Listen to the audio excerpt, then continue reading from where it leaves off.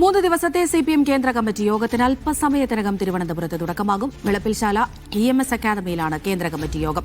കേരളം ഉൾപ്പെടെ 5 സംസ്ഥാനങ്ങളിലെ തെരഞ്ഞെടുപ്പാണ് കേന്ദ്ര കമ്മിറ്റി യോഗത്തിന്റെ പ്രധാന അജണ്ട.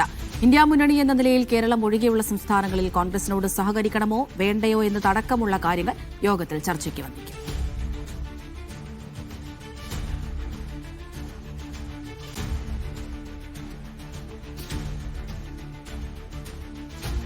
മൂന്ന് ദിവസത്തെ സിപിഎം കേന്ദ്ര കമ്മിറ്റി യോഗം തിരുവനന്തപുരത്ത് നടക്കുകയാണ്. അല്പസമയത്തിനകം തന്നെ യോഗത്തിന് തുടക്കമാകും.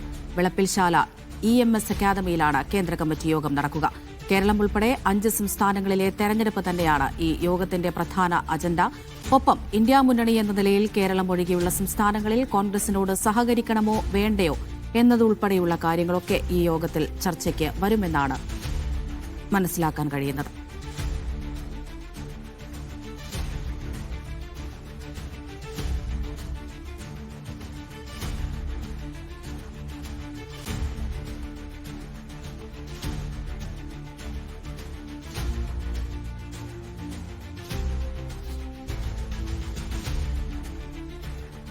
അഞ്ച് സംസ്ഥാനങ്ങളിലെ തെരഞ്ഞെടുപ്പ് നടക്കാനിരിക്കുകയാണ് ഈ വർഷം, നമുക്കറിയാവുന്ന തന്നെയാണ്. അപ്പോൾ അതുൾപ്പെടെയുള്ള കാര്യങ്ങൾ ഇന്നത്തെ യോഗത്തിൽ ചർച്ചയാകേണ്ടിയിരിക്കുന്നു. സേഫ് സൈൻ ലാബ്ദീൻ വിവരങ്ങൾ നൽകാനായി ചേരുന്നുണ്ട്. സേഫ്, യോഗം ആരംഭിച്ചു.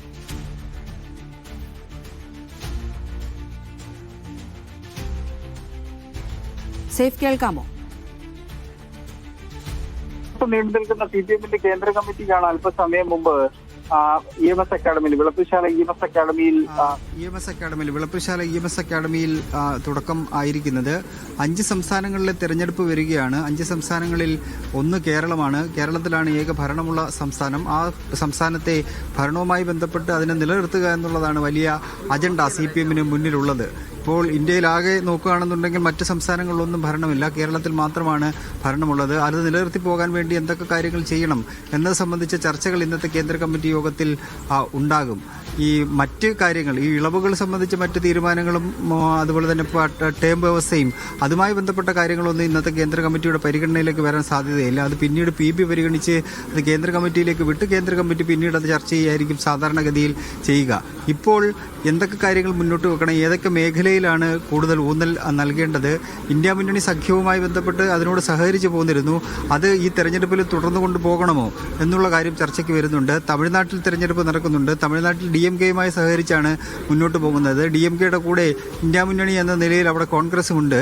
അതുകൊണ്ട് അവിടുത്തെ സമീപനം എങ്ങനെയായിരിക്കണം എന്ന കാര്യത്തിൽ ഒരു ചർച്ച ഉണ്ടാകും.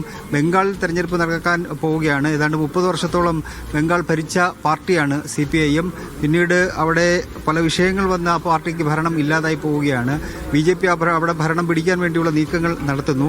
കോൺഗ്രസുമായി ചേർന്നുകൊണ്ട് ചില നീക്കുപോക്കുകൾ കഴിഞ്ഞ തെരഞ്ഞെടുപ്പിൽ വരുത്തിയെങ്കിലും എന്താണോ പ്രതീക്ഷിച്ചത് അതിന് നേർവിപരീതമായ ഫലമാണ് ഉണ്ടായത്. അതുകൊണ്ട് പിന്നീട് നടന്ന കേന്ദ്ര കമ്മിറ്റിയൊക്കെ വിലയിരുത്തിയത് കോൺഗ്രസുമായി ചേർന്നുകൊണ്ട് കാര്യമായ ഗുണമുണ്ടായില്ല എന്നാണ് പിന്നീട് ചേർന്ന കേന്ദ്ര കമ്മിറ്റി വിലയിരുത്തിയത്. അതുകൊണ്ട് ഇത്തവണ കോൺഗ്രസുമായി സഖ്യം ചേർന്നുകൊണ്ട് ഏതെങ്കിലും തരത്തിൽ തെരഞ്ഞെടുപ്പിൽ നേരിടുന്നതിനെ കുറിച്ചുള്ള ആലോചനകൾ ഇതുവരെ ഉണ്ടായിട്ടില്ല. ഇനി ഒരുപക്ഷെ ഉണ്ടാകാനുള്ള സാധ്യതകൾ നിലനിൽക്കുന്നുണ്ട്. എന്തായാലും 5 സംസ്ഥാനങ്ങളിലെ തെരഞ്ഞെടുപ്പുമായി ബന്ധപ്പെട്ട വിഷയങ്ങളാണ് 3 ദിവസം നീണ്ടു നിൽക്കുന്ന കേന്ദ്ര കമ്മിറ്റി യോഗത്തിന്റെ ഏറ്റവും പ്രധാനപ്പെട്ട അജണ്ട. പിന്നീടുള്ളത് SIR-മായി ബന്ധപ്പെട്ട വിഷയങ്ങൾ ഇന്നത്തെ കേന്ദ്ര കമ്മിറ്റി യോഗത്തിൽ ചർച്ചയ്ക്ക് വരാൻ സാധ്യതയുണ്ട്. അതിനൊപ്പം തന്നെ ഈ പട്ടികജാതി പട്ടികവർഗ വിഭാഗങ്ങൾക്കിടയിൽ പ്രവർത്തിക്കുന്നതിൽ പാർട്ടിയുടെ ഇടപെടൽ എങ്ങനെയുണ്ട്, ആ മേഖലയിൽ നിന്ന് വോട്ട് കുറഞ്ഞു പോകുന്നു എന്നുള്ള കണക്കുകൾ വ്യക്തമാകുന്നുണ്ട്. പല തെരഞ്ഞെടുപ്പുകളിലും അങ്ങനെയാണ് കാണാൻ കഴിയുന്നത്. ആ മേഖലയിൽ ഇടപെടുന്നതിൽ പാർട്ടിക്ക് കുറച്ച് കാര്യക്ഷമമായി ഇടപെടുന്നതിൽ കുറച്ച് പ്രശ്നങ്ങൾ ഉണ്ടായിട്ടുണ്ടോ എന്നുള്ള കാര്യം വിശദമായി തന്നെ പാർട്ടി പരിശോധിക്കുകയാണ്. അത് കേന്ദ്ര കമ്മിറ്റി യോഗത്തിന്റെ പരിഗണനയിലേക്ക് വരുന്ന കാര്യമാണ്. അങ്ങനെ വിവിധ സംസ്ഥാനങ്ങളിൽ നിന്നുള്ള കേന്ദ്ര കമ്മിറ്റി നേതാക്കൾ ഇവിടെ വെളുപ്പിൽശാലയിൽ തന്നെ ഇന്നലെ തന്നെ എത്തിച്ചേർന്നിരുന്നു. തരിഗാമി അടക്കമുള്ള ആൾക്കാർ കാശ്മീരിൽ നിന്ന് എത്തിച്ചേർന്നിട്ടുണ്ട്. അങ്ങനെ 3 ദിവസം നീണ്ടു നിൽക്കുന്ന കേന്ദ്ര കമ്മിറ്റി യോഗത്തിന്റെ തുടക്കമാണ് ഇവിടെ EMS അക്കാദമിയിൽ ഉണ്ടായിരിക്കുന്നത്. വിവിധ രാഷ്ട്രീയ പ്രതികരണങ്ങൾ വരേണ്ട സമയമാണ്. പക്ഷേ നേതാക്കന്മാർ TP രാമകൃഷ്ണൻ അല്ലാതെ മറ്റാരും ഈ വിഷയത്തിൽ ജോസ് കെ മാണിയുമായി ബന്ധപ്പെട്ട വിഷയത്തിൽ പ്രതികരിക്കാൻ തയ്യാറായിട്ടില്ല. പിന്നീട് എപ്പോഴെങ്കിലും ആ വിഷയത്തിൽ ഒരു വ്യക്തത വന്ന ശേഷം പ്രതികരിക്കാമെന്നാണ് CPM-ന്റെ നേതാക്കൾ വ്യക്തമാക്കുന്നത്. അമൃത.